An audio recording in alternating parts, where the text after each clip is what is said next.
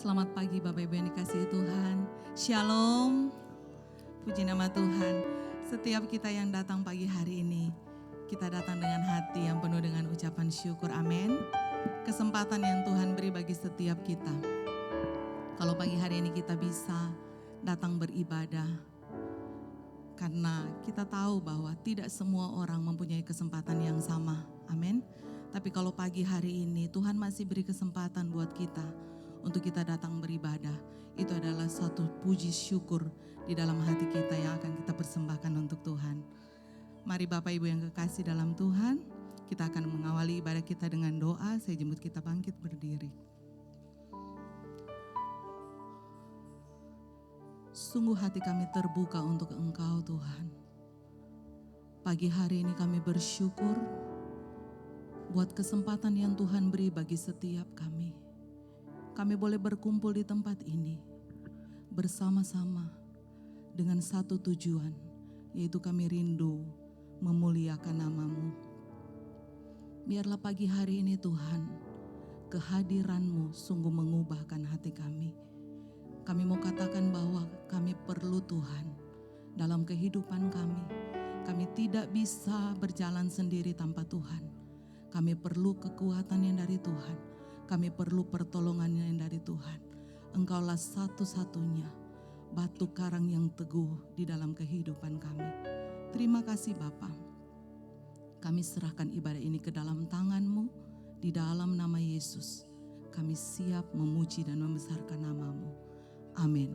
Silakan duduk kembali Bapak Ibu. Kami rindu Tuhan. Kami datang dengan segala kerendahan hati kami. Kami menghadap hadirat-Mu Tuhan.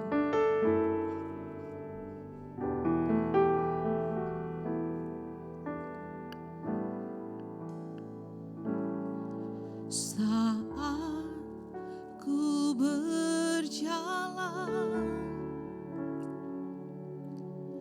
kasih-Mu menerangi langkahku.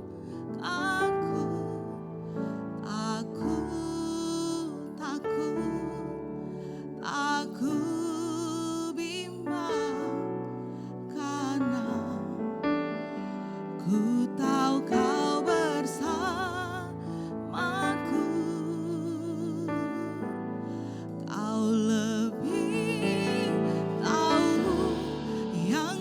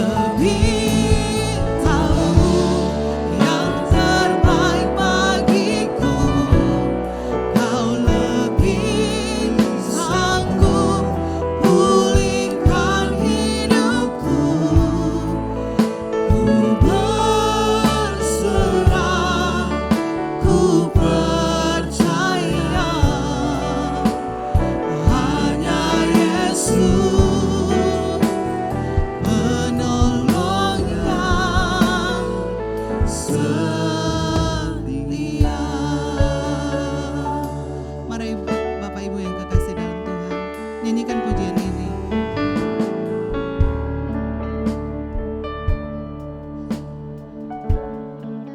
Benar Tuhan, saat kami berjalan, menjalani hari-hari kami, hanya Engkau yang kami perlu Tuhan. Kami tidak akan takut, kami tidak akan gentar, sebab kami tahu ada Tuhan yang bersama-sama dengan kami. Mari sama-sama katakan, Kau lebih tahu yang terbaik bagiku. Kau lebih sanggup pulihkan hidupku. Ku berserah, ku percaya, hanya Yesus penolong yang setia. Mari Bapak Ibu sekalian kita bangkit berdiri. Kau lebih. Mari kita mengangkat kedua tangan kita di hadapan Tuhan sebagai tanda penyerahan kita bahwa Tuhan, hanya Engkau yang sanggup pulihkan kami. Kami percaya, kami berserah. Amin Tuhan, hanya Yesus penolong yang setia. Kau lebih tahu segalanya terbaik bagi kami Tuhan. Kau yang sanggup pulihkan setiap hati pagi ini Tuhan. Hanya Tuhan yang sanggup pulihkan. Yang sakit Tuhan sembuhkan pagi ini. Mari berserah. Yang lemah siap Tuhan kuatkan pagi ini. Penolong yang setia, hanya Yesus penolong yang setia,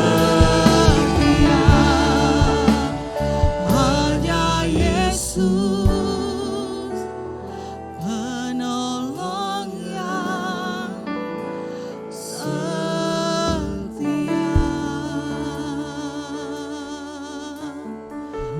Mari pagi hari ini buka hatimu lebih lagi. Izinkan Roh Kudus berkarya, menyatakan mujizatnya pagi ini. Kami bawa hati kami Tuhan, kami serahkan semuanya hanya padamu Tuhan. Kami buka hati kami siap Tuhan. Berkaryalah Tuhan, kami berserah penuh, kami berserah hanya padamu Tuhan. Kaulah sumber segalanya, satu-satunya Allah yang kami perlukan. Yesus Tuhan, kami tinggikan nama-Mu. Allah yang setia, Allah yang berkuasa. Tiada yang seperti-Mu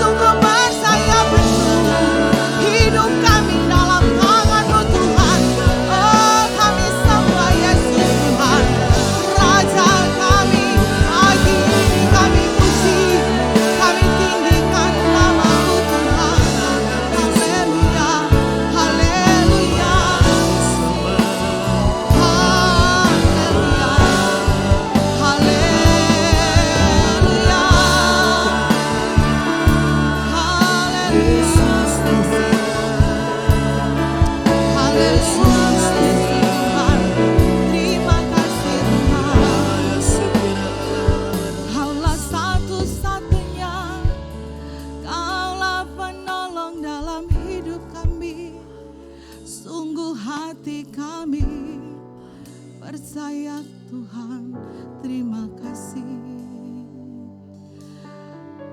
Haleluya Yesus. Kau lebih tahu yang terbaik. Mari Bapak Ibu, kita mau katakan bahwa Tuhan, Engkau yang jauh lebih tahu. Engkau yang tahu hidup kami Tuhan. Tidak ada yang tersembunyi di hadapan Tuhan. Kami hanya berserah, kami hanya percaya.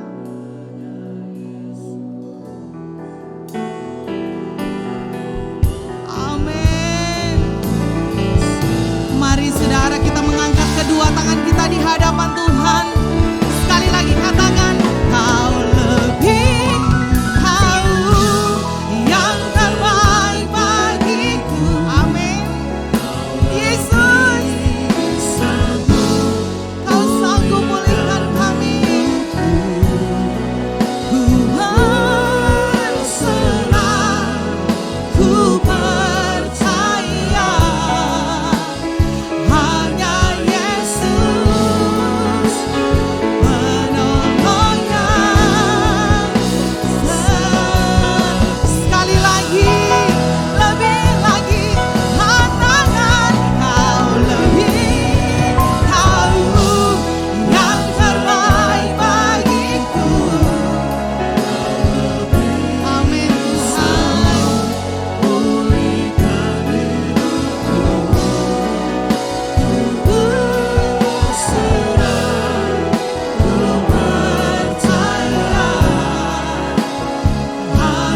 Yesus penolongnya setia. Hanya Yesus penolongnya setia. Hanya Yesus penolong yang setia. Haleluya Yesus. Sorak-sorak lebih lagi buat penolong kita yang setia. Amin. Kita mau lebih lagi puji Tuhan, amin. Amin. Kaulah batu karangku yang teguh, Kaulah batu karangku yang teguh, Kaulah batu karangku yang teguh. Yesus Kristus Tuhan, Kaulah batu. Mari Bapak Ibu sama-sama kita bertepuk tangan. Kaulah batu karangku, Yang teguh, Kaulah batu karangku yang teguh. Yesus Kristus Tuhan.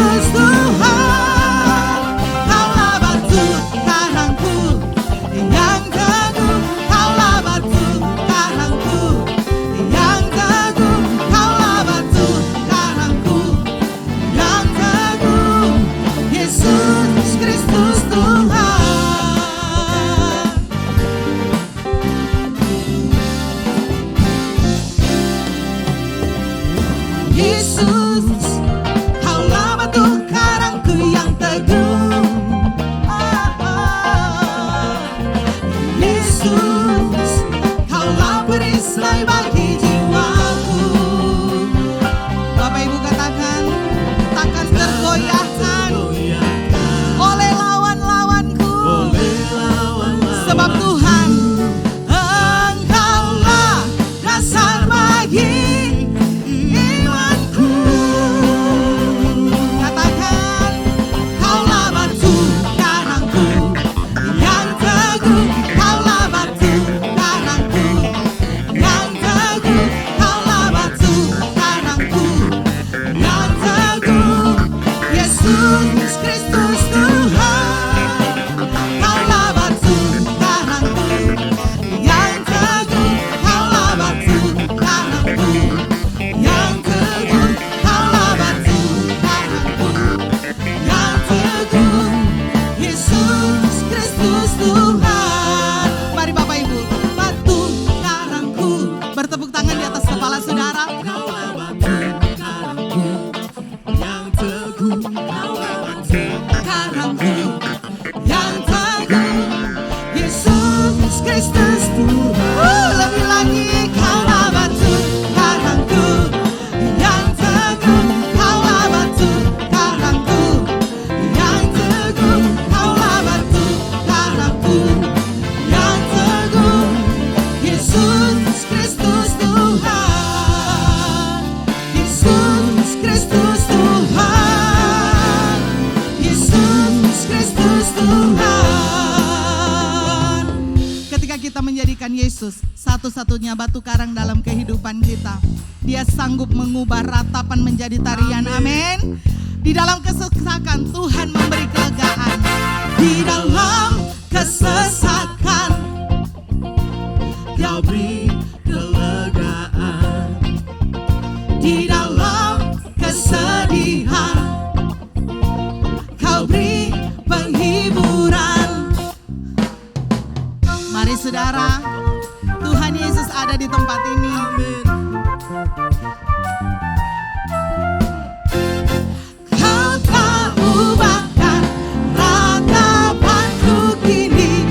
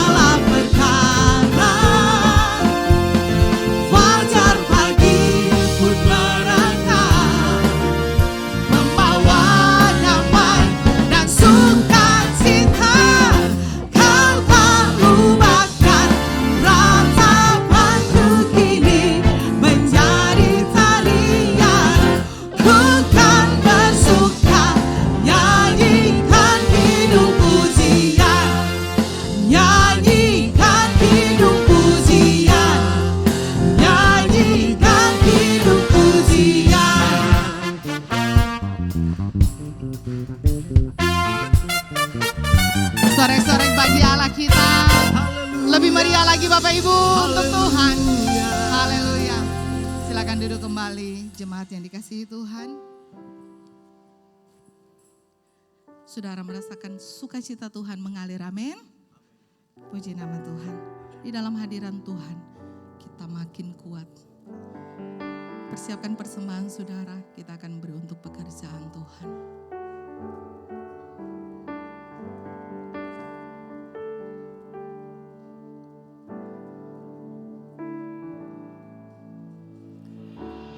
Engkaulah perisaiku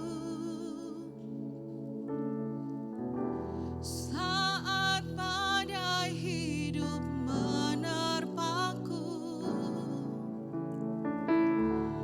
Firman-Mu di dalamku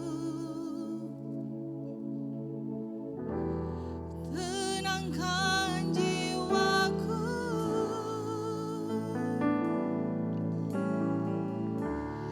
Engkaulah perisaiku saat badai hidup menerpaku. Firman-Mu di dalamku tenangkan jiwaku. Ku kan berdiri di tengah badai dalam kekuatan yang Kau berikan. Sampai kapanpun ku kan bertahan,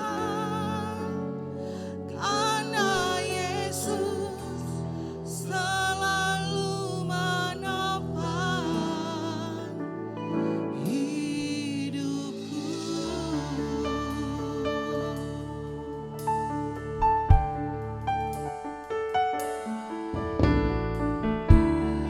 Engkaulah perisaiku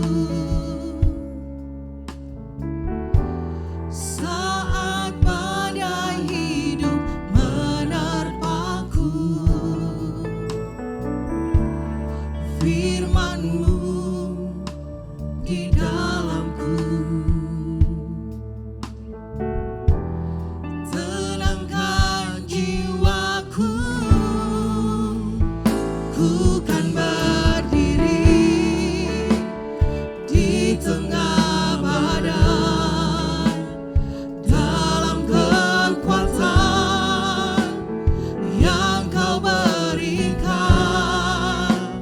Sampai kapanpun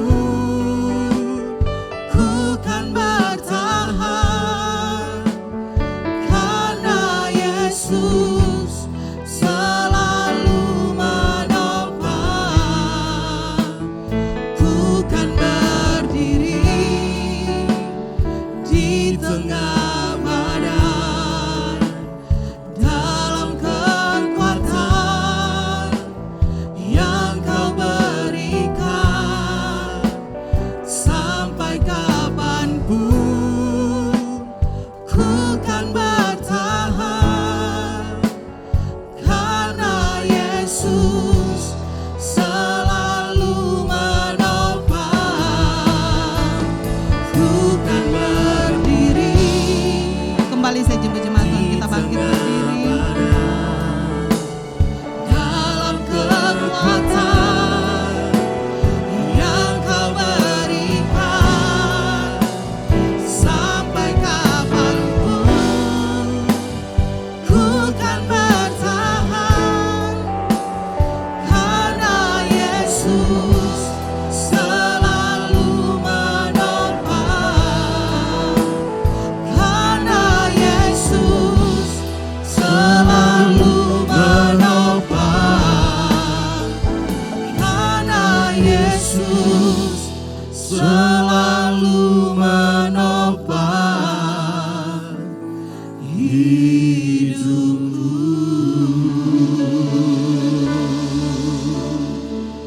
Haleluya. Terima kasih Tuhan. Terima kasih Tuhan. Kami sembah, kami tinggikan Engkau. Terima kasih buat kebaikan-Mu Tuhan. Terima kasih buat kemurahan-Mu Tuhan.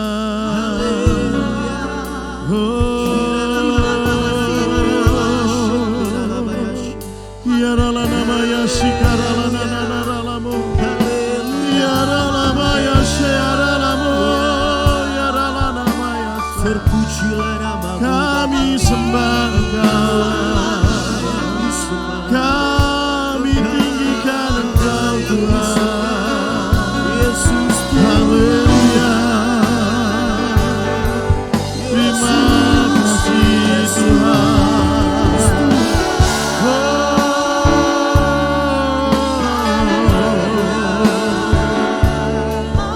Terima kasih Tuhan.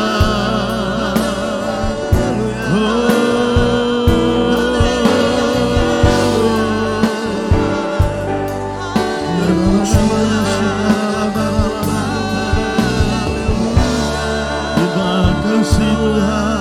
yang disembah, Engkau Terima kasih Tuhan. Haleluya, Terima haleluya, kasih Tuhan. haleluya. Terima kasih Tuhan. Kami persembahkan roh, jiwa, dan tubuh kami di atas mezbah-Mu sebagai satu persembahan yang hidup, kudus, dan berkenan di hadapan Tuhan. Itulah sebabnya kami berikan hidup kami untuk terus disucikan, dikuduskan oleh Tuhan. Roh, jiwa, dan tubuh kami. Supaya kami layak berdiri di hadapan-Mu melayani Engkau Allah yang kudus. Terima kasih. Pujian penyembahan kami sudah naikkan. Dengan satu keyakinan Engkau bertahta di atas pujian dan penyembahan kami. Dan jika Engkau hadir di tengah-tengah kami, maka semua yang terbaik Engkau siapkan bagi kami. Ketika Engkau hadir, yang lemah akan dikuatkan. Ketika Tuhan hadir, yang sakit akan disembuhkan. Yang terikat dibebaskan oleh Tuhan. Yang bimbang ragu diteguhkan oleh Tuhan. Berbicaralah kepada kami siap mendengar. Segala kuasa-kuasa yang bukan dari Engkau, apapun bentuknya, roh kekerasan hati, roh ketidakpercayaan, roh acuh tak acuh kami tolak, kami singkirkan. Dan di dalam nama Tuhan Yesus, Engkau pergi dan tinggalkan tempat ini. Kami percaya roh-Mu yang hidup yang ada di tengah-tengah kami. Berkati gereja-gereja-Mu yang sedang beribadah seperti kami. Berkati umat-Mu, biarlah mengalami perjumpaan secara pribadi dengan Tuhan. Dalam nama Tuhan Yesus Kristus. Setiap kita yang merindukan Tuhan bersama-sama katakan, amin. Berikan tepuk tangan yang paling meriah bagi Tuhan. Puji Tuhan, silakan duduk kembali. Selamat pagi dan salam sejahtera. Saya sampaikan bagi seluruh jemaat GPT Petra yang ada di Palu. Saya bersyukur hari ini Tuhan berikan saya kesempatan kembali. Terakhir saya melayani di ulang tahun yang ke-25, Februari 2020. Yang setelah itu saya lanjut ke Makassar dan ke Surabaya. Dan pulang-pulang bawa oleh-oleh virus corona. Saya diajak kenalan duluan. Terinfeksi paru-paru saya, tapi kemurahan Tuhan, meskipun saya sudah merasakan dekat dengan pintu gerbang sorga, itulah saat saya berserah total sama Tuhan, dan saya dapat mujizat hari yang ke-7 saya sembuh, meskipun harus tertahan 31 hari di rumah sakit, menunggu 2 kali hasil swab negatif.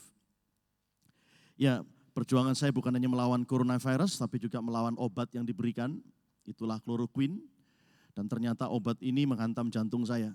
Sementara saya komorbid, pernah terkena serangan jantung. Dan ketika 4 hari saya mengkonsumsi obat itu, keringat dingin terus mengucur dari tubuh saya, nafas saya semakin pendek, dan saya harus segera minta oksigen lagi, yang sebelumnya sudah lepas oksigen. Dan harus kembali minta oksigen, tetapi oksigen gak datang-datang. Tuhan izinkan, oksigennya gak datang. Ya, sampai dokternya marahi perawatnya, kenapa Pak Pendeta gak dikasih oksigen, sudah diminta. sampai besoknya nggak ada oksigen. Jadi hari itu saya masuk kamar mandi berserah total, kepala saya taruh di lantai, saya hanya berteriak sama Tuhan dalam kondisi nafas sisa satu-satu. Saya hirup, ya, ketika bernafas saya hirup, saya ngomong begini, saya tarik roh kehidupan. Kemudian ketika saya lepaskan lewat mulut, saya lepaskan roh kematian. Dan luar biasa, saya nggak tahu berapa lama di kamar mandi itu. Kenapa saya masuk kamar mandi? Karena di dalam satu ruangan saya juga ada satu pendeta, umurnya sudah 72 tahun. Sama dengan saya terkena COVID. Dan saya tidak mau apa yang saya lakukan itu mengganggu psikologis dari teman pendeta saya. Jangan sampai nanti dia berpikir, lah ini yang masih muda saja supaya begini, bagaimana aku yang sudah 72 tahun gitu. Jadi saya masuk kamar mandi supaya nggak dilihat pergumulan saya. Setelah saya enak, saya kembali ke kamar, saya berbaring, air mata saya turun, saya kata terima kasih Tuhan, saya sudah bisa bernafas dengan lega lagi. Tanpa oksigen. Tapi Tuhan yang langsung memberikan oksigen kepada saya.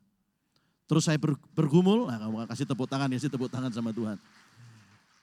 Dan luar biasanya setelah 31 hari, 26 Maret saya masuk, 26 April saya keluar. 23 April negatif pertama. Tapi saat itu juga istri dan anak saya positif. Jadi mereka dibawa masuk ke rumah sakit yang lain, rumah sakit TNI, saya minta sama Dinkes, tolong dimasukkan di satu kamar, ya istri dan anak saya, karena saya tahu istri saya mudah panik, dan anak saya nggak bisa minum obat. Jadi biar mereka bekerja sama di dalam kamar rumah sakit. Ya. Dan kemurahan Tuhan dikasih satu kamar perwira, pavilion. Tapi luar biasanya, anak saya 57 hari malah di rumah sakit, lebih lama. Istri saya 47 hari. Ya, itu sekilas bahwa kalau Tuhan masih memberikan kita nafas hidup, itu artinya Tuhan masih memberikan kita kesempatan. Tema bulanan GBT Petra se-Indonesia bulan ini adalah opportunity, kesempatan. Jadi saya menyadari bahwa saya masih diberikan kesempatan oleh Tuhan untuk bisa berdiri melayani. Kalau enggak, saya sudah lewat, saudara. Karena hari itu saya sudah, hari ke-6, 5-6, itu payah-payahnya. Ya, saya sudah tidak sanggup sampai sudah berteriak sama Tuhan. Air mata saya mengalir sendirian di ruang isolasi, ya. Satu lantai saya sendiri. Karena pasien COVID-nya baru 6, saya nomor 6. Jadi yang 5 dibawa, saya sendirian di atas. Tapi saya tahu saya enggak sendiri, saya bersama dengan Tuhan. Ya, dan banyak orang yang mendoakan saya. Dokter pun mau masuk ke kamar saya, takut-takut. Baru awal-awal, enggak tahu mau ngapain gitu. Kalau dilihat saya enggak pakai masker, langsung, Pak, pakai maskernya dulu. Padahal dia sudah pakai baju astronot itu. Ya, APD-nya. Oke, saudara ya, dan luar biasa, justru di saat ketika saya ngomong sama Tuhan, Tuhan, kalau memang saya harus pergi, biarlah saya pergi dalam damai sejahtera. Karena selama 5 hari sudah enggak ada damai, saya ketakutan luar biasa. Bukan takut mati, saya tahu kalau saya mati saya kemana itu. Yang saya takutkan adalah bagaimana anak saya yang sementara kuliah, ya, dan masih membutuhkan saya untuk meneruskan kuliahnya dia, masih butuh berapa semester lagi, ya, tahun 2020 itu dia masih 2 semester ya, 2 atau 3. Saya berpikir, saya sudah bayangkan ketika saya melihat ada orang dibungkus plastik ketika mati, dinaikkan di ambulan, bayangan saya, aduh Tuhan, saya enggak mau dibungkus plastik kayak begitu. Nanti bagaimana istri dan anak saya? Saya sudah bayangkan istri dan anak saya sudah berpelukan, menangis sejadi-jadinya, enggak ketemu lagi papanya yang hitam manis ini. Ya, nah istri saya putih, ini hasil doa nih. Ya, hasil doa. Tahun 96, 97 Tuhan kirim saya ke Kota Palu. Dan ketika saya diminta untuk sama Bapak Gembala untuk membantu, untuk buat terobosan-terobosan pelayanan di sini, saya ingat di Meriglo pertama kali saya datang ibadah di teras di bagian belakang. Ya, ada Pak Yunus dan Ibu Yunus. Waktu itu nggak saya Ibu Yunus yang pimpin pujian. Ya, pertama kali saya datang. Saya hitung-hitung 18 orang waktu itu. Ya, dan memang saya diberikan tanggung jawab untuk lebih banyak khotbah di mimbar selama 1 tahun. Ya, dan saya berterima kasih kepada Bapak Gembala dan Ibu Gembala yang mengikuti waktu itu pesan dari Bapak Gembala di Makassar bahwa saya datang ke Palu untuk lebih banyak melayani di mimbar. Karena beliau mungkin tahu karunia yang Tuhan berikan. Ya, kami kerjasama. Bapak Gembala, Ibu Gembala tiap hari berdoa, kunjungi jemaat.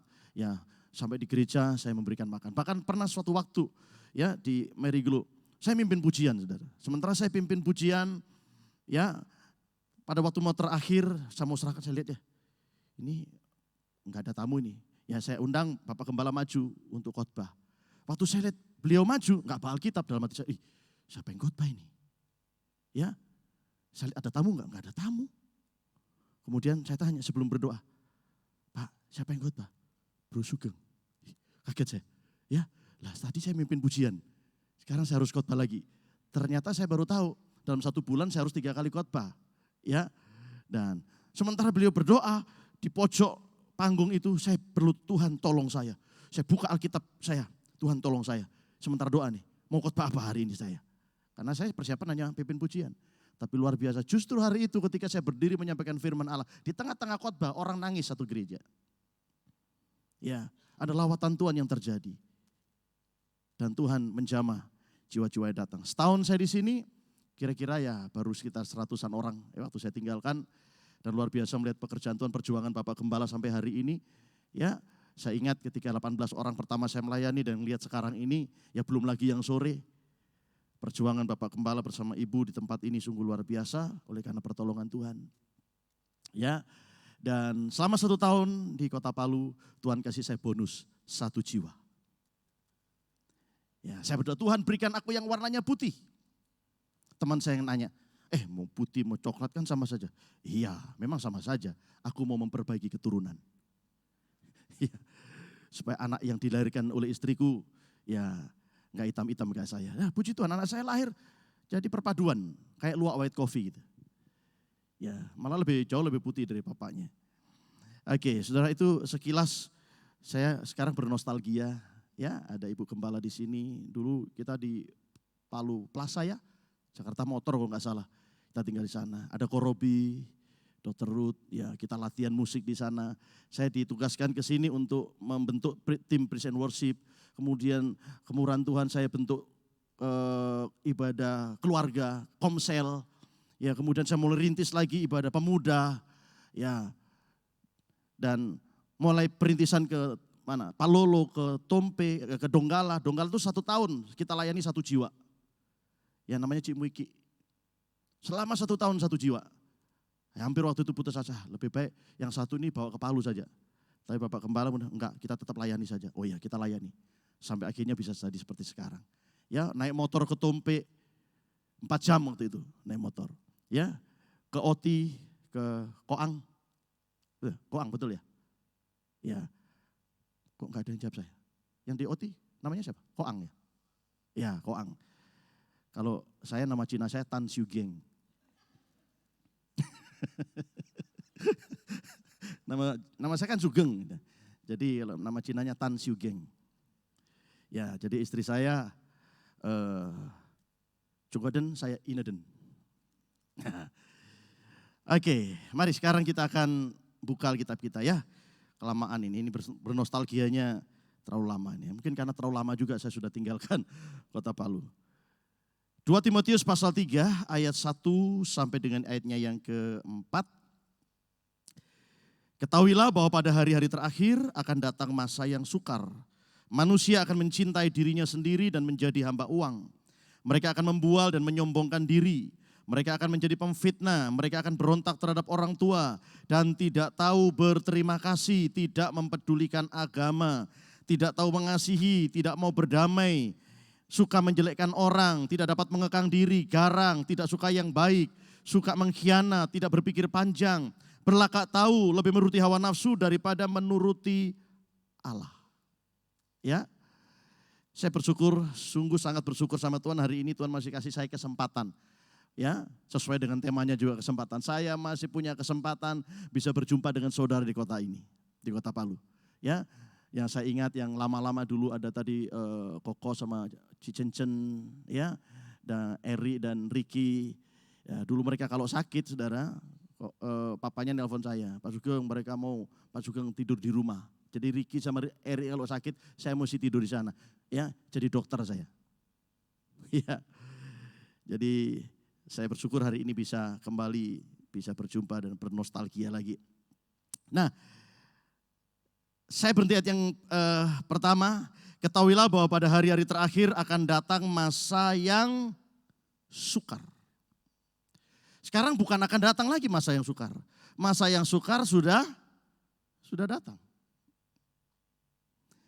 Dan di tengah masa yang sukar ini kemudian diteruskan di situ ada ciri-ciri manusia yang hidup di masa yang sukar ini. Ciri-ciri manusia yang hidup di akhir zaman ini. Akan datang masa yang sukar, cirinya apa? Manusia egois, mencintai dirinya sendiri. Jadi hamba uang. Uang itu kalau jadi hamba kita, dia hamba yang baik, dia akan melayani kita. Tapi kalau uang itu jadi tuan kita, dia itu tuan yang jahat. Kita akan diperbudak pagi, sore, siang, malam. Pikiran kita hanya uang, uang, uang. Orang Manado bilang doi, doi, doi. Bangun tidur yang ada di depan matanya sudah gambar proklamator. Ya, malam pun, waduh, kalkulator ada di tempat tidur. Sampai mau tidur pun, yang ada di bayangannya cuman, ini diperhamba oleh uang. Uang gak salah, kita butuh uang. Tapi jadikan uang itu hamba kita, bukan jadikan dia tuan. Kalau kita jadikan dia hamba yang baik yang akan melayani kita. Melayani kebutuhan kita. Kalau dia jadi tuan kita akan diperbudak. Ya, sampai ada orang mimpi pun, ya tidur pun mimpi ngitung duit. Sampai matanya terpejam, tangannya begini. Ya. Nah ini ciri-ciri manusia akhir zaman. Di mana masa sukar itu telah tiba. Mereka gak peduli lagi dengan agama, tidak tahu mengasihi, tidak mau berdamai, maunya bermusuhan terus. Nah kata masa yang sukar ini saudara, kata yang dipakai adalah waktu yang berbahaya, perilous time. Waktu yang berbahaya. Ya, ini masa yang sukar, sampai naik pesawat aja kan sukar ya, sejak masa pandemi. Mesti, wah saya tiap bulan keluar itu. Jadi ini hidung ini dicocok-cocok terus, dicolok-colok terus. Tapi setelah sudah divaksinnya, nggak perlu lagi. Saudara, ya ini bukan pemerintah mau bikin susah rakyatnya, bukan begitu. Karena ini bentuk tanggung jawab pemerintah sebetulnya, justru untuk melindungi warganya. Ya, karena begitu banyak orang yang sudah menjadi korban, ya salah satunya saya walaupun masih diberikan kesempatan oleh Tuhan untuk hidup lagi, ya untuk kembali melayani. Tetapi ya itulah aturan yang dibuat oleh pemerintah, bukan mempersulit rakyatnya, mau naik pesawat jadi sukar, tapi justru untuk melindungi, itu bentuk tanggung jawab pemerintah. Karena Roma 13 ayat 1 dan 2 jelas mengatakan tiap-tiap orang harus takluk kepada pemerintah yang di atasnya. Sebab tidak ada pemerintah yang tidak berasal dari Allah dan pemerintah-pemerintah yang ada ditetapkan oleh Allah. Sebab itu barang siapa melawan pemerintah, ia melawan ketetapan Allah. Ya, dan siapa yang melakukannya akan mendatangkan hukuman atas dirinya, ada sanksi. Ya, jadi sebagai hamba Tuhan, saya juga harus mentaati Roma 13 ayat 1 dan 2 ini. Oke, kita kembali ke sini ya. Jadi kata masa yang sukar ini, di sana dikatakan in the last days perilous time shall come. Perilous time itu artinya waktu yang berbahaya. Ya, saat ini kita sedang hidup di waktu-waktu yang memang berbahaya. Apalagi di masa pandemi 2 tahun ini berbahaya bagi kesehatan tubuh kita. Saudara yang belum mengalami, ya mungkin agak sedikit sulit membayangkan, tapi yang sudah mengalami, yang sudah berada di pintu gerbang kematian, pintu gerbang sorga. Makanya saya begitu sedih ketika di media sosial mengatakan, itu virus corona tidak ada, itu hanya rekayasa. Enggak percaya itu hak Anda. Tapi ketika Anda umbar itu di media sosial, Anda sedang menyakiti hati banyak orang. Terutama orang-orang yang sudah kehilangan saudaranya yang meninggal karena COVID-19.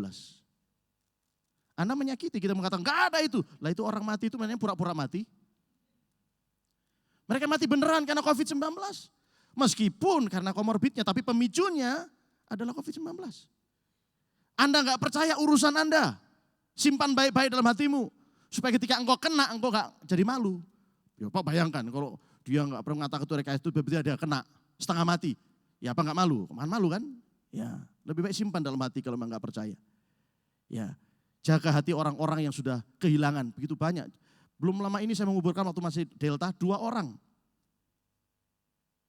Dua pengusaha. Ya, dan bukan pengusaha kacang-kacang. Saya kenal baik dengan mereka dan saya harus, yang satu saya langsung memakamkan, yang satunya saya hanya menemani teman pendeta saya. Ya, kita masih berani katakan tidak ada. Kita menyakiti hati mereka yang kehilangan orang-orang dikasihi. Menyakiti orang-orang berjuang antara hidup dan mati di rumah sakit karena adanya COVID-19. Jadi waktu ini adalah waktu-waktu yang berbahaya. Berbahaya bagi kesehatan tubuh kita, berbahaya juga bagi kesehatan dompet kita. Karena banyak orang kehilangan pekerjaan kena PHK. Banyak toko-toko yang gak bisa buka. Ya, di Bali menderita luar biasa 2 tahun ini. Karena tourism itu kota city of tourism yang hidup dari turis. Sementara turis gak boleh masuk. Hotel-hotel banyak yang tutup, restoran-restoran banyak yang tutup, banyak PHK terjadi. Jadi berbahaya bagi kesehatan ekonomi, kesehatan dompet. Berbahaya bagi kesehatan rohani kita. Kenapa? Karena hampir 2 tahun itu, kurang lebih 2 tahun gereja tutup. Akibatnya tidak sedikit kesehatan rohani jemaat terganggu. Untungnya masih bisa live streaming. Dari rumah sakit ketika saya diisolasi, saya tahu tanggung jawab saya ngasih makan jemaat. Ya, sementara banyak jemaat yang ketakutan, aduh Bapak Gembalaku dengan waktu itu baru saya masuk. Bagaimana ini? Mereka ketakutan. Sebagai gembala, saya rekam khotbah saya. Ketika saya hari keberapa itu sudah bisa rekam dengan HP saya, hanya pakai baju kaos, saya kirim ke anak saya. Ya, karena anak saya panggil dari Surabaya, dari kuliahnya, karena kuliah online, jadi dia pulang. Ya, 26 saya masuk rumah sakit, 27 dia datang. Dia yang atur semua multimedia gereja. Dia isi dengan lagu-lagu diputar pada hari Minggu, supaya jemaat tetap dengar suara gembala. Ya, itu tanggung jawab seorang gembala, memberikan makan kepada domba-dombanya, menenangkan hati jemaat yang lagi ketakutan. Dan bersyukur saudara. Ya, mereka rohaninya tetap terjaga. Meskipun sampai hari ini masih ada mungkin 1-2 keluarga ya yang masih belum menghadiri ibadah itu. Tetapi itu yang tadi saya katakan, kita sedang hidup di waktu-waktu yang berbahaya. Dan waktu itu sama dengan nafas hidup. Nafas hidup sama dengan kesempatan.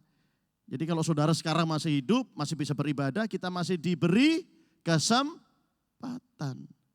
Ya, diberi kesempatan oleh Tuhan. Ingat ya, hidup hanya sekali, betul? Hidup hanya sekali. Tapi kesempatan Tuhan berikan berkali-kali, setiap hari Tuhan kasih kita kesempatan. Manfaatkan sebaik-baiknya. Ya, tadi malam saya di Prime Youth, saya berikan 2 hal penting tentang kehidupan. Hidup itu anugerah, life is a grace. Dan yang kedua, life is a choice. Hidup itu pilihan, jangan sampai salah pilih. Karena pilihan kita hari ini akan menentukan keadaan kita besok. Hari ini saya ada di tempat ini karena saya memilih mengiyakan. Ketika Makassar mengatakan dijadwalkan di Palu, oke, ya, saya pilih ya. Padahal sudah cukup lama. Tapi saya belum mengiyakan karena kesibukan saya. Tapi untuk bulan ini kan ada 5 minggu saya mengiyakan. Apalagi setelah ini saya harus ke Makassar besok untuk pimpin kenaikan di Makassar dan juga pada hari Minggu. Setelah itu lanjut ke Denpasar, Bali, pelayanan di sana sekaligus rapat kerja nasional Badan Pengurus Pusat Gereja Pantekosta Tabernakel. Rumah kita bernaung di GPT. Ya, dan 2 periode Tuhan percayakan saya menjadi anggota Badan Pengurus Pusat di Surabaya. Dan itu membuat saya harus ke sana kemari. Ya, dan itu kesempatan-kesempatan yang Tuhan berikan. Dan di dalam kesempatan itu ada anugerah Tuhan. Di dalam kesempatan itu ada pilihan yang harus saya lakukan. Karena saya sadar, hidup saya ini, sisa hidup saya semakin hari semakin berkurang. Dengarkan ya, tiap tahun umur kita bertambah, betul? Tiap tahun umur kita bertambah, tapi sisa hidup berkurang. Kalau ini kita lahir, di sini ya, lahir, ini anggaplah papan peraga.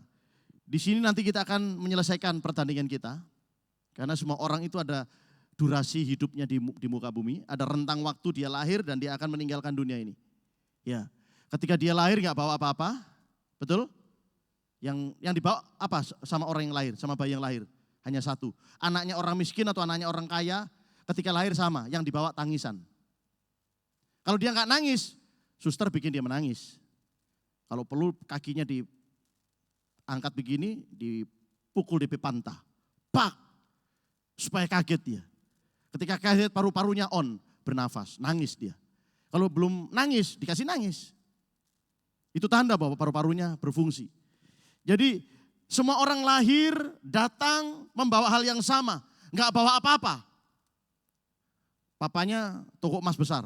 Ketika lahir, giginya langsung emas? Enggak. Langsung pakai cincin emas? Tidak. Telanjang enggak bawa apa-apa. Ya, hanya bawa tangisan. Ketika dia pulang, diwarnai juga dengan tangisan, yang ditinggal, yang menangis. Dia bisa bawa harta kekayaannya di muka bumi ini? No, enggak. Sebanyak apapun duitnya enggak dibawa. Paling banter jas satu setel yang dipakai. Yang membedakan apa dengan orang miskin? Ya mungkin harga petinya, harga jasnya, harga kuburannya. Tapi sama nasibnya. Datang gak bawa apa-apa, pulang tidak bawa apa-apa.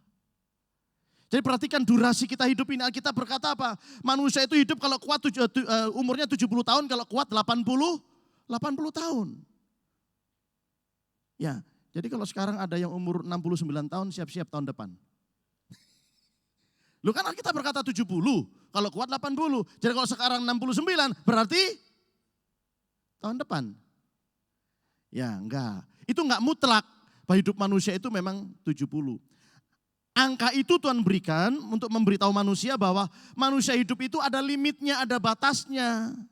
Nenek saya 125, mama saya 85, anak kedua saya hanya 9 hari diizinkan hidup oleh Tuhan. Kakak saya 50, beberapa teman pendeta saya kena COVID 40 tahun. Dipanggil Tuhan. Jadi anggaplah kita pakai patokan yang ini, 80. 14 Mei kemarin saya genap 51 tahun. 16 Mei anak saya genap 23 tahun. Ya, kalau saya pakai patokan 80, sekarang saya 51, berarti sisa hidup saya sisa berapa? 29 tahun.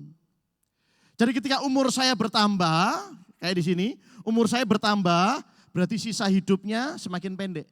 Sisa hidupnya semakin berkurang. Sadari ini, saudara.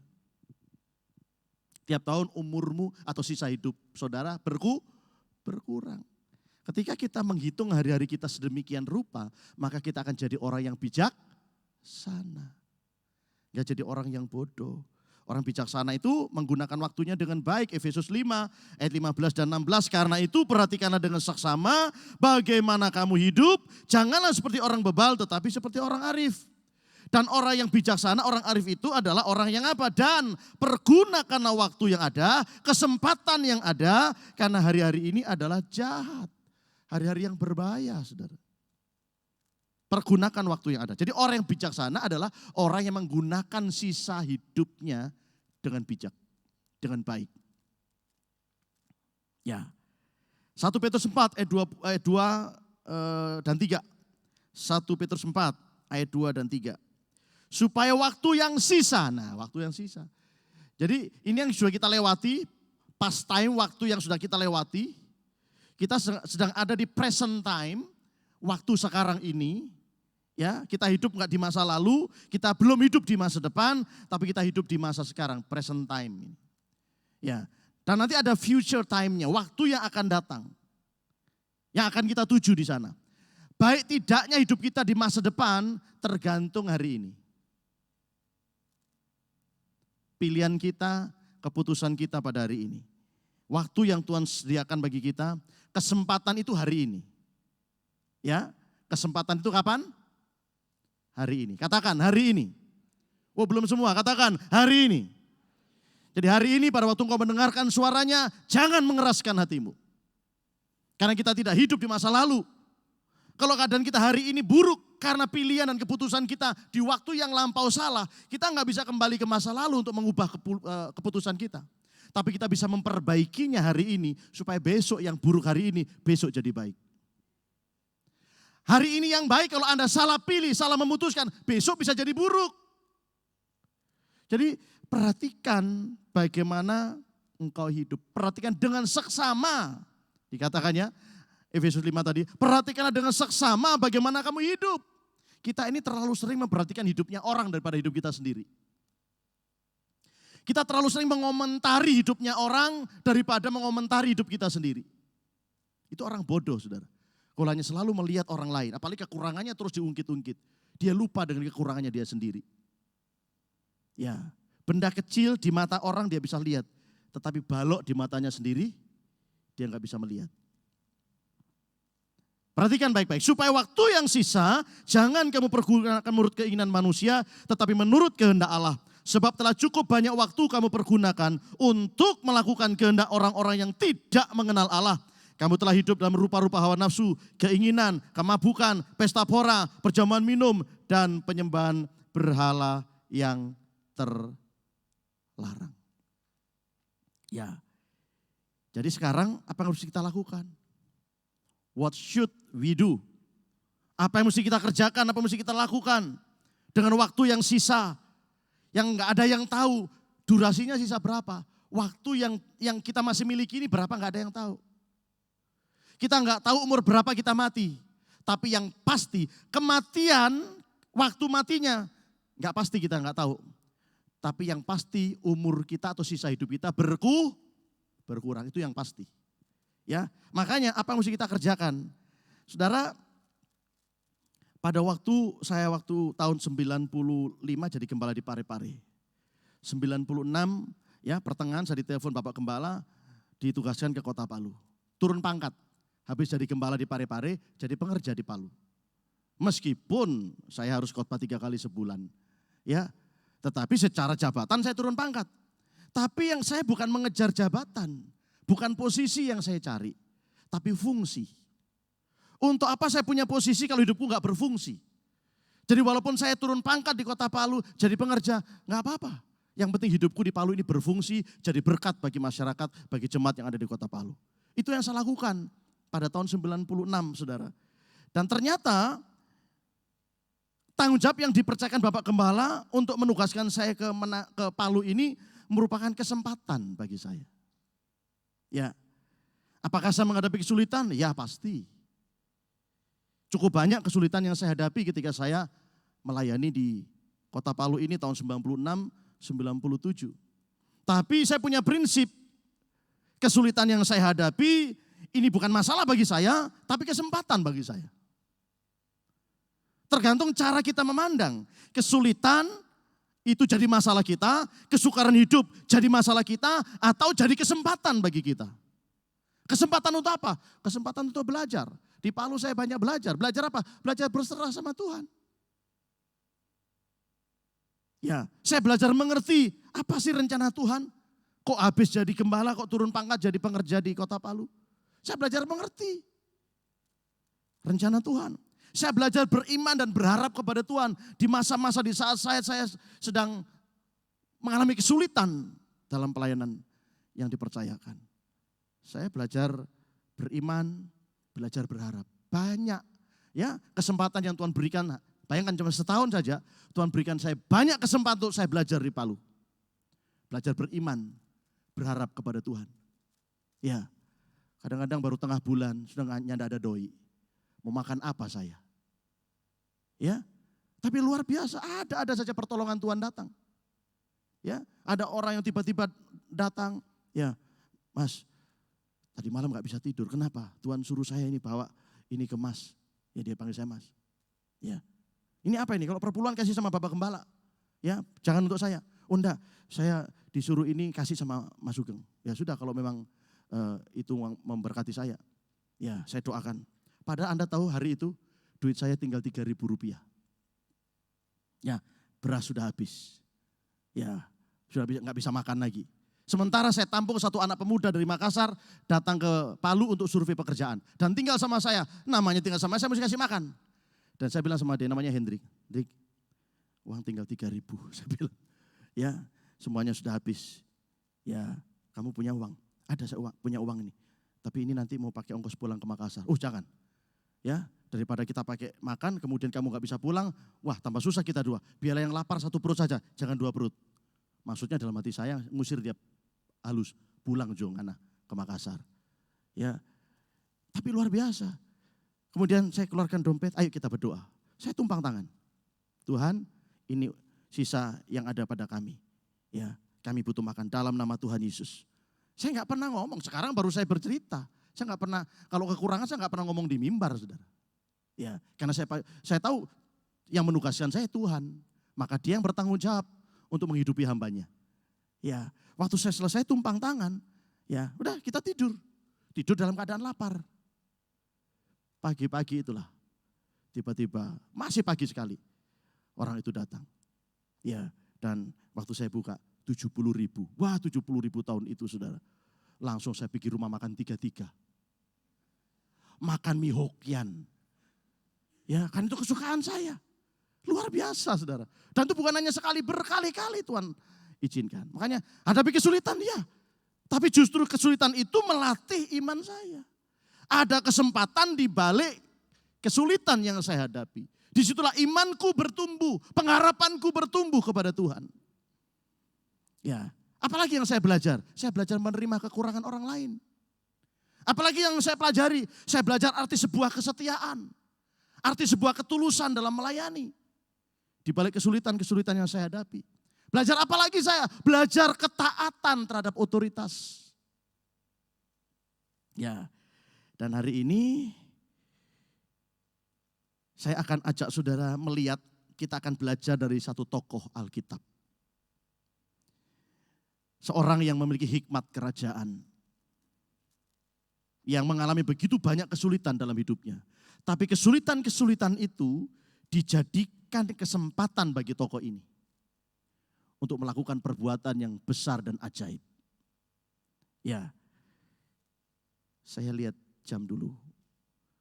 Ya, saya lupa lihat rundown tadi. Sampai jam berapa ya? Bisa ada yang bantu saya memberitahu. Ada di sana. Ya, masih punya, masih lama. Masih punya 90 menit. 1 jam setengah. Ada yang sudah bilang puji Tuhan kok. Berarti saya ikuti aja yang bilang itu. Ya, ayo sekarang kita belajar ya. Hikmat kerajaan yang dimiliki oleh Daniel.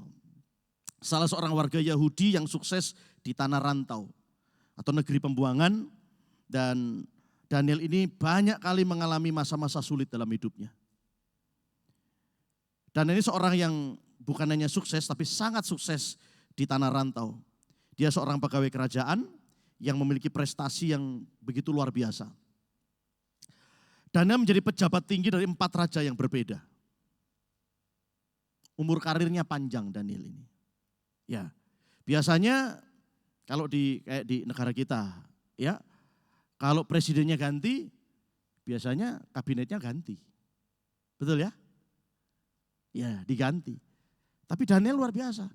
4 raja berganti-ganti, tetap dia jadi wakil raja, jadi pejabat tinggi.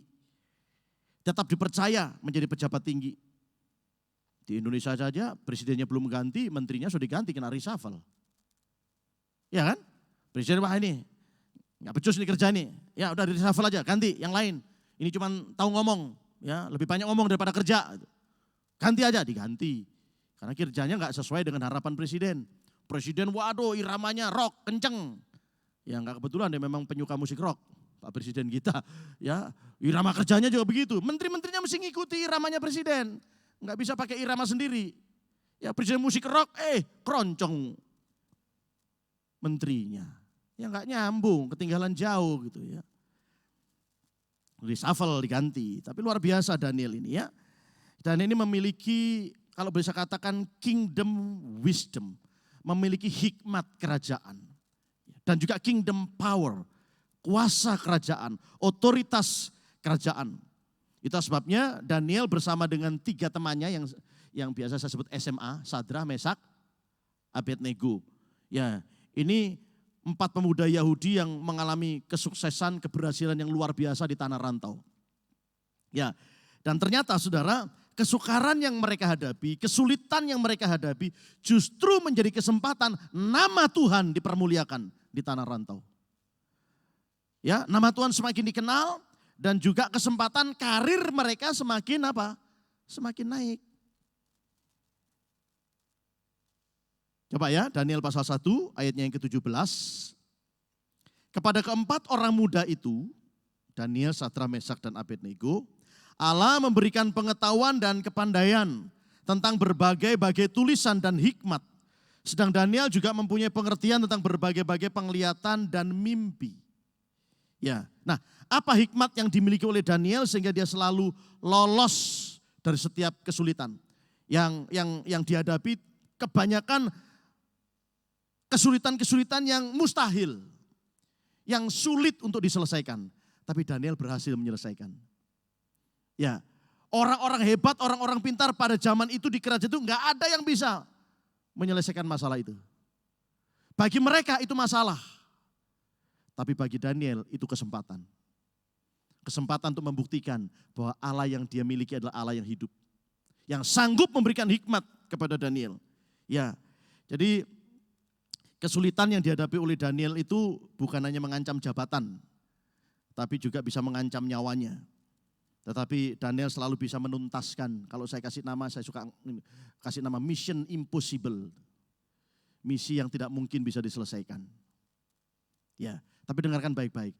Kalau Tom Cruise saja bisa menyelesaikan setiap kesulitan yang dihadapi di film Mission Impossible, ya kan? Itu di film itu, buatan Hollywood. Apalagi Tuhan, sang pemilik kehidupan, sumber dari segala hikmat. Ya, dia pasti bisa menolong hamba-hambanya untuk menuntaskan setiap persoalan. Rahasianya apa? Nah, sekarang saya kasih rahasianya. Ya, apa rahasianya? Supaya kita bisa melewati masa-masa sulit. Kesulitan itu menjadi kesempatan bagi kita. Kesukaran itu menjadi kesempatan bagi kita untuk melihat perbuatan tangan Tuhan yang ajaib dan besar itu. Untuk mengalami mujizat demi mujizat dari Tuhan. Maka rahasia yang pertama yang harus kita miliki seperti Daniel miliki adalah kita harus bergantung kepada kasih karunia Tuhan. Ya, Daniel bergantung kepada kasih karunia untuk menghadapi setiap tantangan yang sebetulnya sangat mustahil tuh. Ya, coba ya kita lihat di dalam Daniel pasalnya yang kedua. Daniel pasal 2 mulai ayat yang pertama. Pada tahun yang kedua pemerintahan Nebukadnezar, bermimpilah Nebukadnezar, karena itu hatinya gelisah dan ia tidak dapat tidur. Lalu raja menyuruh memanggil orang-orang berilmu, ahli jampi, ahli sihir dan para kasdim untuk menerangkan kepadanya tentang mimpinya itu. Maka datanglah mereka dan berdiri di hadapan raja. Kata raja kepada mereka, aku bermimpi dan hatiku gelisah karena ingin mengetahui mimpi itu. Lalu berkatalah para kasdim itu kepada raja dalam bahasa Aram, ya raja, kekalah hidupmu, ceritakanlah kepada hamba-hambamu mimpi itu, maka kami akan memberitahukan maknanya. Tetapi raja menjawab para kasdim itu, aku telah mengambil keputusan, yakni jika kamu tidak memberitahukan kepadaku mimpi itu dengan maknanya, maka kamu akan dipenggal-penggal dan rumah-rumahmu akan dirobohkan menjadi timbunan puing. Tetapi jika kamu dapat memberitahukan mimpi itu dengan maknanya, maka kamu akan menerima hadiah, pemberian-pemberian dan kehormatan yang besar daripadaku. Oleh sebab itu beritahukanlah kepadaku mimpi itu dengan maknanya. Saudara, ini satu hal yang bukan hanya sulit. Ya, jangankan Daniel yang tidur di tempat yang berbeda dengan raja. Raja di istana. Orang-orang hebat tidurnya punya rumah masing-masing. Raja mimpi tapi lupa mimpi apa. Lantas tanya, aku gelisah, tadi malam saya mimpi tapi saya lupa mimpinya mimpi apa. Ayo semua datang kemari, beritahu saya tadi malam saya mimpi apa. Saya mau tanya, mustahil gak itu? Ya, jangankan orang lain, saya saja dengan istri. Ya, kemudian yang tidurnya satu bantal. Kemudian saya mimpi dan saya lupa mimpi apa, saya tanya sama istri saya, pasti dia gak akan tahu. Oh, yang mimpi saya. Ya, saya tanya, "Mah, tadi malam saya mimpi apa?" Loh, kan papa yang mimpi. Kok nanya sama saya? Ya, tapi saya lupa saya mimpi apa. Ya, coba kasih tahu saya, tadi malam saya mimpi apa? Mustahil kan? Jadi yang dihadapi oleh orang-orang hebat itu sesuatu yang mustahil. Makanya dia ngomong ayat 10. Tidak ada seorang pun di muka bumi yang dapat memberitahukan apa yang diminta Tuanku Raja. Dan tidak pernah seorang raja bagaimanapun agungnya dan besar kuasanya telah meminta hal sedemikian dari seorang berilmu atau seorang ahli jampi atau seorang kasdim. Karena apa yang Tuanku minta itu terlalu berat. Ya, dan konsekuensinya apa kalau mereka gak bisa memberitahu raja mimpi apa? Kehilangan nyawa. Termasuk siapa di dalamnya? Daniel, Sadrah, Mesak, Abednego. Jadi hari itu mereka sedang berhadapan dengan situasi sulit. Tapi kesulitan itu sebetulnya kesempatan bagi mereka. Kalau sampai mereka bisa memberitahu mimpi raja dan maknanya, maka mau nggak mau akan ada promosi dari raja. Kesempatan untuk pangkatnya akan naik. Makanya ayat 13, ketika titah dikeluarkan supaya orang-orang bijaksana dibunuh, maka Daniel dan teman-temannya pun terancam akan dibunuh. Solusinya bagaimana? Nah inilah. Ketika Anda menghadapi masalah sulit yang gak bisa dipecahkan dengan kepala kita, dengan kepandaian kita, dengan pengalaman kita, dengan ilmu kita, dengan gelar kita, masih ada solusi. Ketika kiri kanan muka belakang sudah buntu, di atas gak pernah buntu. Amin? Ya, ketika sudah lihat kiri, waduh gak bisa nolong. Kanan gak bisa nolong, belakang gak bisa nolong, depan gak bisa nolong, yang di atas bisa nolong. Itu yang dialami oleh Daniel. Saya suka ngasih gambar begini. Kalau Anda punya tanah, ya 10 kali 15. Ya, Anda bangun rumah, dapat 2 kamar di situ. Ya 10 kali 15 kayak yang diuntap itu. Kemarin saya ke sana, wih keren sekali ya. Jalanannya lebar itu ya. Ya, kiri sudah ada rumah, kanan rumah, belakang sudah nggak bisa lagi sungai, di depan sudah jalan. Sementara di rumah itu satu keluarga ada 17 orang. Wong sadiki jo, orang Manado bilang. Ya, gimana caranya ini? Kalau cuman hanya kecil, cuman bisa dapat kamar maksimal 3 kamar. Saya mau nanya, masih ada nggak solusi? Masih ada? Ada. Kalau bangun ke kiri nggak bisa, rumah tetangga. Kanan rumah tetangga, belakang sungai, depan jalan. Bikin bertingkat ke atas. Karena ketika Anda beli tanah, dari bawah sampai ke atas itu milik Anda. Betul? Boleh kan misalnya gini, tetangga samping kita kaya dan kita biasa-biasa saja. Kemudian yang sebelahnya bilang gini, saya mau bangun rumah tapi rumahku saya akan kasih naik lewat di atas rumahmu. Ya, enggak bisa, menyalahi. Ya, tapi kita bisa bangun. Kita bangun 2 lantai, bisa dapat 6 kamar, 3 atas 3 bawah. Mau lebih lagi, tambah lagi ke atas. Semakin tinggi, semakin banyak dapat kamar. Makanya saya katakan di atas selalu ada jalan keluar. Orang-orang hebat mengalami jalan buntu. Tapi yang paling dilakukan oleh Daniel menghadapi kesulitan itu. Ya. Mari kita lihat sekarang ayatnya yang ke-17. Kemudian pulanglah Daniel dan memberitahukan hal itu kepada Hananya, Misael dan Asaria, teman-temannya. Nah, di sini pentingnya komunitas, saudara. Ya, pentingnya klik. Ya, pentingnya komsel, komunitas kecil. Klik itu C-nya community, komunitas. Ya, L-nya learning, tempat kita belajar. Jadi komunitas komsel, klik itu penting, saudara. Buktinya di sini Daniel mendapatkan solusi bersama-sama dengan temannya. Dia cari komunitas kecilnya itu, kemudian mereka mulai berdoa kepada Tuhan.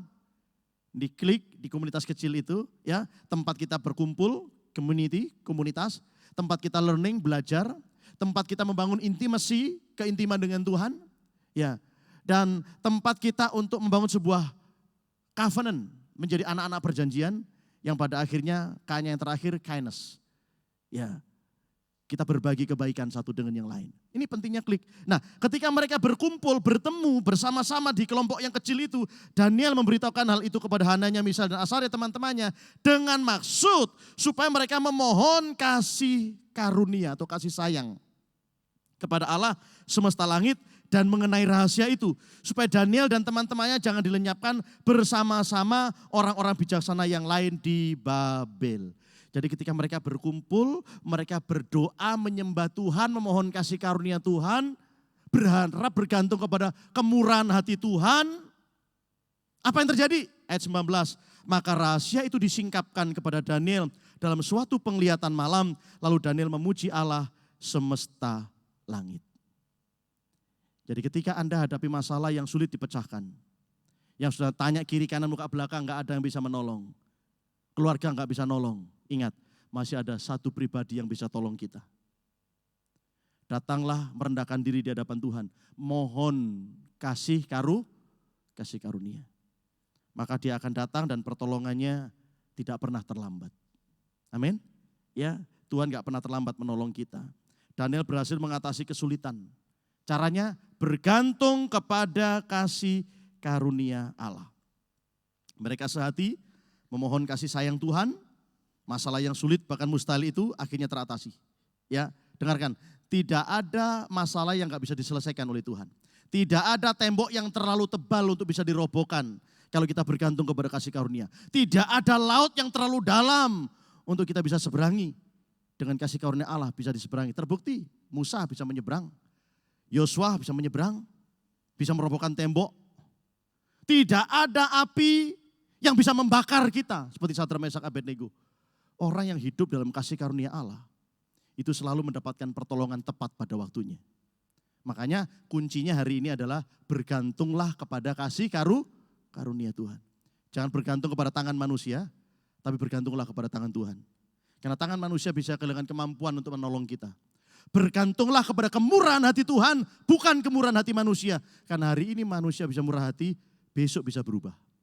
Jangankan besok, hari ini baik, sebentar sore bisa maki-maki kita. Itulah manusia. Ya, yang bisa secepat membalikkan telapak tangan, dia bisa berubah. Tapi Tuhan yang kita sembah, dia enggak berubah.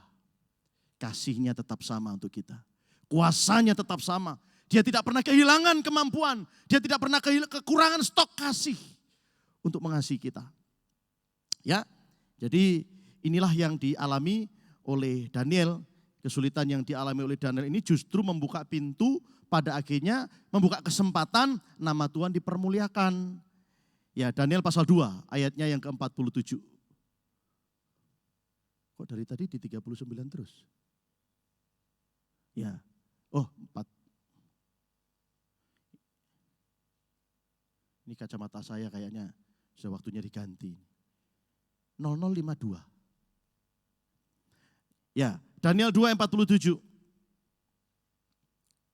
Berkatalah raja kepada Daniel, sesungguhnya lah Allahmu itu Allah yang mengatasi segala Allah dan yang berkuasa atas segala raja dan yang menyingkapkan rahasia-rahasia, sebab engkau telah dapat menyingkapkan rahasia itu. Sekarang raja yang ngomong. Memberitahu bahwa Allahnya Daniel ini Allah segala Allah. Sekarang justru bukan dari mulutnya Daniel yang memberitahu siapa Allahnya, tapi mulutnya raja sekarang yang ngomong. Hasilnya apa? 48. Lalu raja memuliakan Daniel, dianugerahinya lah dengan banyak pemberian yang besar dan dibuatnya dia menjadi penguasa atas seluruh wilayah Babel dan menjadi kepala semua orang bijaksana di Babel.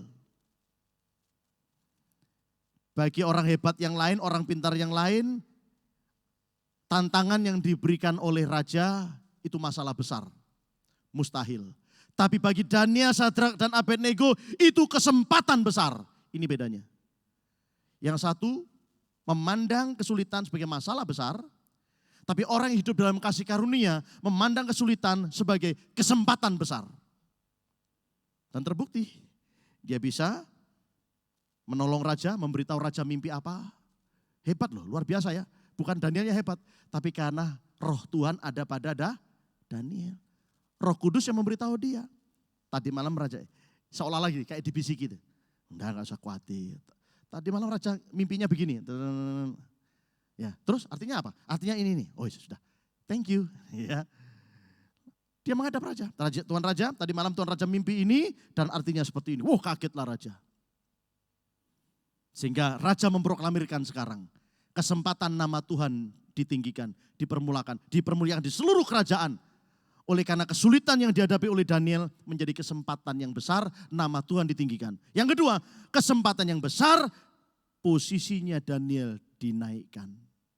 Ada promosi dari Tuhan. Ya, raja memuliakan Daniel. Dia dianugerahi kesempatan oleh raja, pemberian-pemberian yang besar, ya, dibuat dia menjadi penguasa atas wilayah Babel dan menjadi kepala semua orang bijaksana di Babel.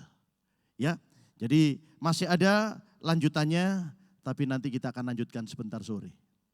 Yang masih kepingin dengar, ya, dari ini baru satu raja. Kesulitan yang dihadapi oleh Raja Nebukadnezar. Belum lagi nanti kesulitan yang dihadapi oleh raja-raja yang lain. Dan Daniel selalu bisa menyelesaikan masalah. Menuntaskan masalah. Jadi sekali lagi, tidak ada masalah yang tidak bisa diselesaikan. Kalau saudara hari ini melihat banyak kemustahilan kau hadapi, dengarkan baik-baik. Bergantunglah kepada kasih karunia Tuhan.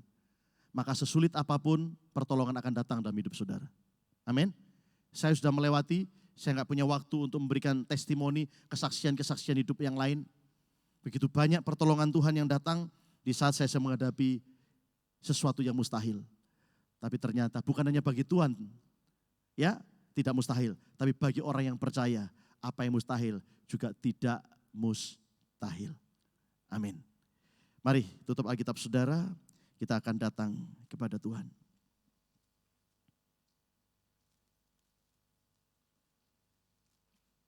Kita mau nyanyikan pujian, bagi Tuhan tak ada yang mustahil. Saya undang semua bangkit berdiri.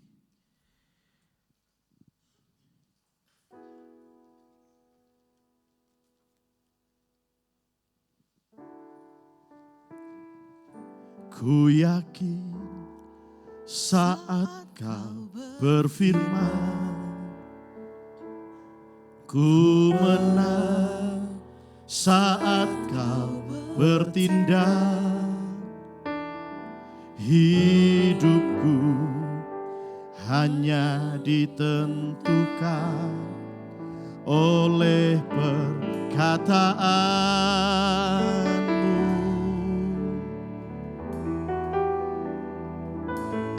Ku aman karena kau menjaga. Ku kuat karena kau menopang. Hidupku hanya ditentukan oleh kuasa-Mu.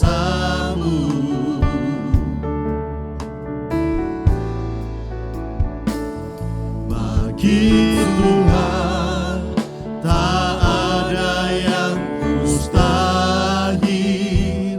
Bagi Tuhan tak ada yang tak mungkin.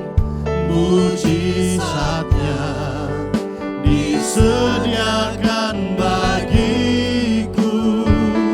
Ku diangkat dan dipulihkannya. Dari atas yang wanita saja katakan, ku yakin saat kau berfirman. Yang pria berdoa kepada Tuhan, apapun masalah saudara, apapun kemustahilan yang kau sedang hadapi, percayalah tidak ada yang mustahil kalau kita bergantung kepada kasih karunia dari Tuhan.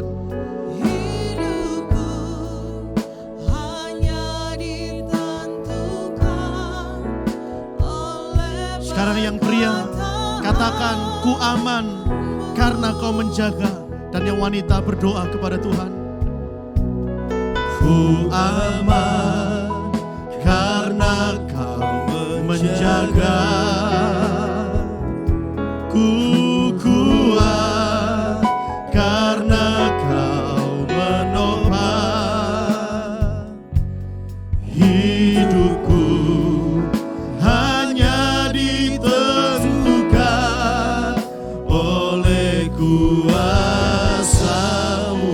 Mari bersama-sama dengan sungguh-sungguh katakan, bagi Tuhan amin, tak ada yang mustahil. Bagi Tuhan tak ada yang tak mungkin. Mujizatnya disediakan bagiku. Ku diangkat dan dipulihkan. Mari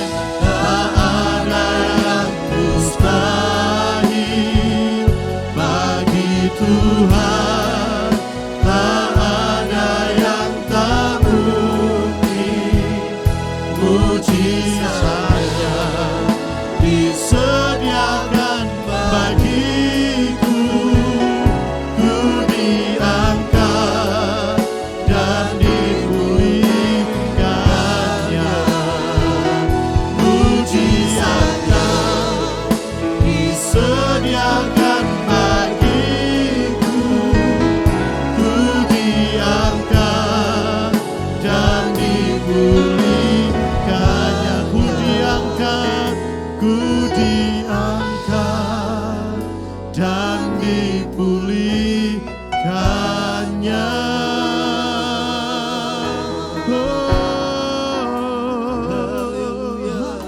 Haleluya, haleluya. Mari sembah Dia, pandang Dia, pandang salibnya, supaya engkau tidak menjadi lemah, tidak putus asa, tidak tawar hati ketika menghadapi kesulitan, kesesakan, penderitaan, pencobaan. Tidak ada yang mustahil bagi Tuhan. Dan bagi kita yang percaya, selalu ada jalan keluar kalau kita bergantung kepada kasih karunia-Nya. Haleluya. Terima kasih Tuhan. Haleluya.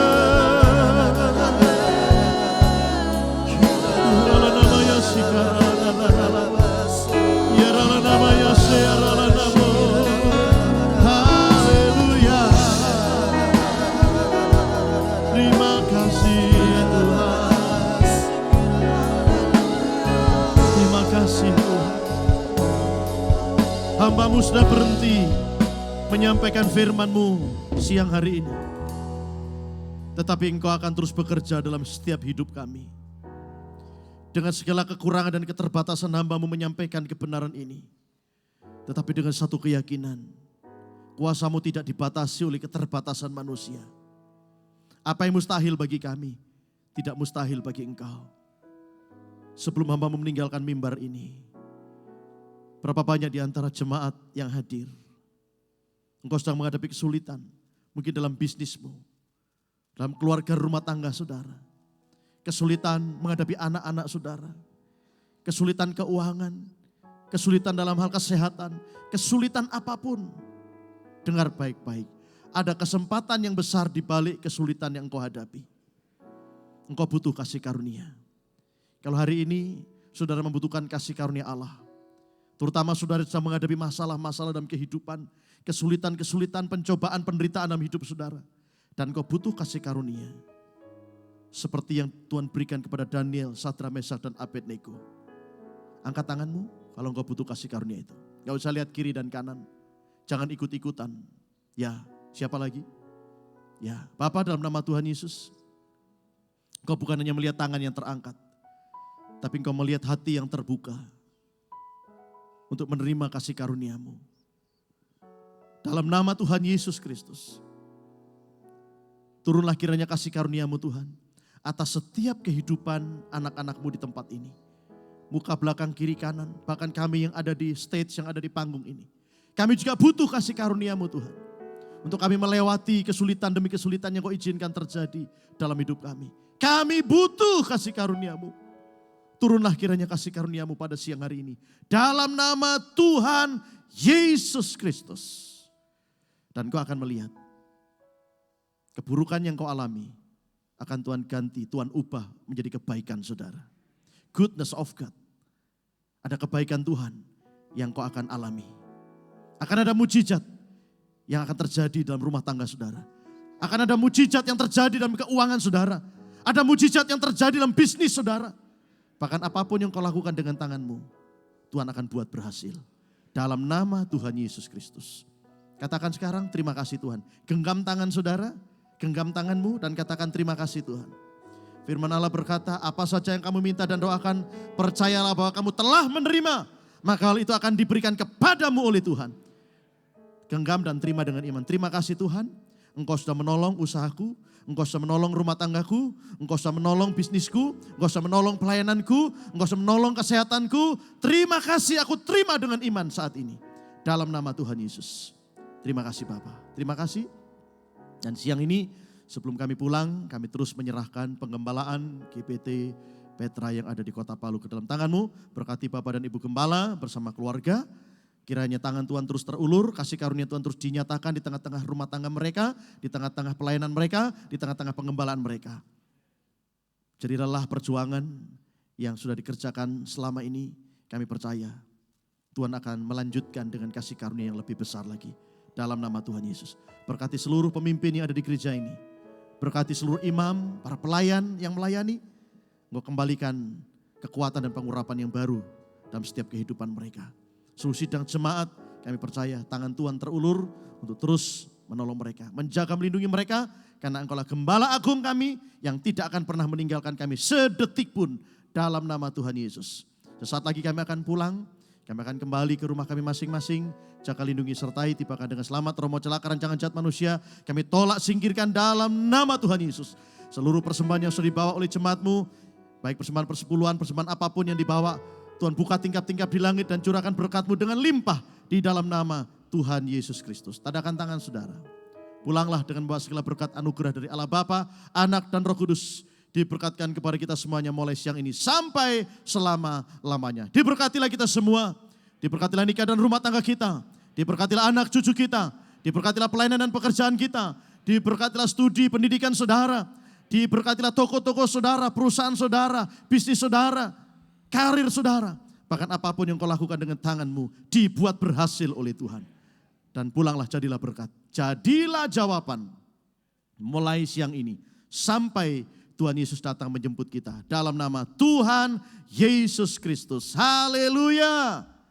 Amin.